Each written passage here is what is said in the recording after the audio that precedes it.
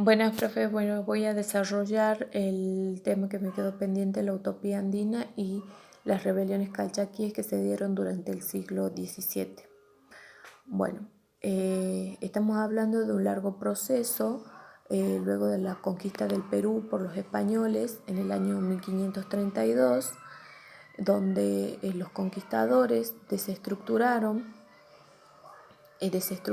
los mecanismos de articulación económica, política y social que hacían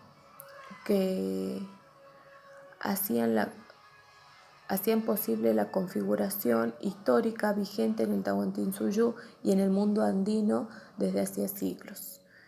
Estamos hablando de un proceso como ser la utopía andina, que fue una respuesta a un conjunto de problemas que confrontaron las sociedades andinas en la época colonial.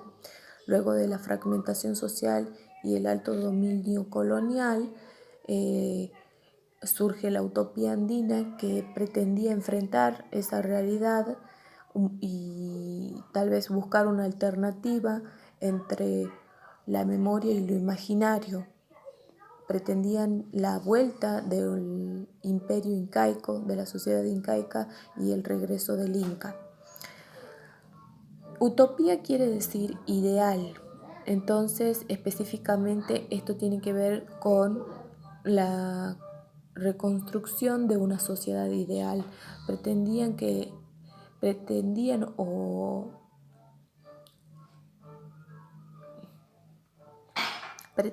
el imperio incaico, en él se recree una sociedad ideal donde no existía la explotación ni la opresión. Podemos hablar del pensamiento andino precolombino, que era inadecuado para entender lo que significaba la conquista, ya que ellos tenían un pensamiento mítico en el cual el tiempo tenía una estructura cíclica circular, algo similar al Pachacutí. Pachacutí es una especie de revolución cósmica que marca el tránsito de una edad mítica a otra y abre el camino a una violenta invención de la realidad. Este tiempo mítico era insuficiente, por ello era necesario un tiempo lineal histórico. Esto sucedió gracias a las nuevas categorías traídas por los conquistadores, como ser el cristianismo. Pasamos al siguiente tema sobre las rebeliones calchaquíes que surgieron en el siglo XVII. Las llamadas rebeliones calchaquíes fueron motivadas por el sometimiento, ¿sí? Estamos hablando de del trabajo forzado que adquirieron los indígenas.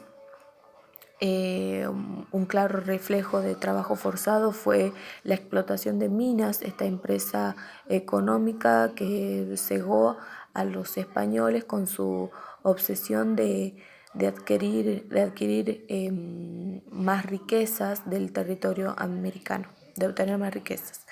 Entonces se produce el primer levantamiento en el año 1562, liderado por Juan Calchaquí, quien lidera un conjunto de indígenas y atacan a las principales ciudades españolas, lo que sería La Rioja y Salta.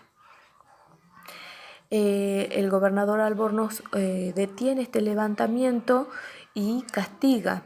La actitud de este conquistador contribuye a que nuestros antepasados pensaran en nuevas rebeliones. Y años después se produce el segundo levantamiento en el año 1627, integrado por las provincias que hoy componen el noroeste argentino. Su líder fue Chalimín.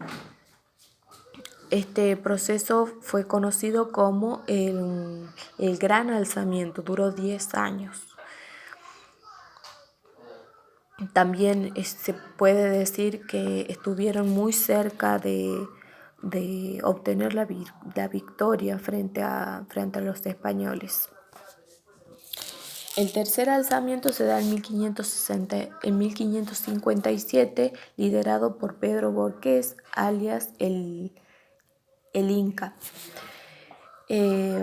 Estamos hablando de una lucha que duró 2 años y fue vencido por el invasor Mercado de Villacorta, quien los repartió finalmente a los indígenas como botín de guerra.